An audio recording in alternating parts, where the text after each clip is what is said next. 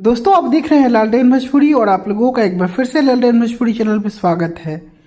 कल आ रहा है टीजर, आप लोगों को पता है। गाना का टाइटल अभी तक किसी को नहीं पता चला है। कल टीजर आएगा तब पता चलेगा, हो सकता है। खैर चलिए, घबराना नहीं है। लोगों के ऐड लगाने से कोई फ़र्क नहीं पड़ता है।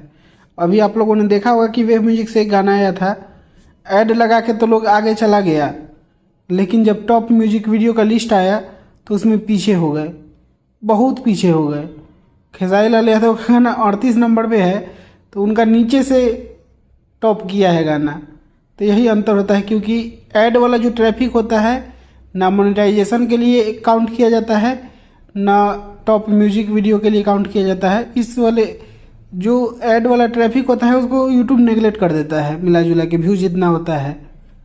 और वही हुआ है इस वाले गाने के साथ भी। अब ऐड लगाइएगा बड़का बड़का तो क्या होगा, यही ना होगा। डरना नहीं है, रेल के बजाना है, कस के सुनना है गाना। कल तो टीजर आ रहा है, परसों गाना आएगा। तो बस पूरा एनर्जेटिक रहिएगा। कल 11 बजे टीजर के साथ हम लोग मिलेंगे। तो बस इस वीडियो में इतना ही। मैं मिलूंगा आप लोगों से एक नए वीडियो में। तब तक के लिए जय हिंद, जय भोजपुरी।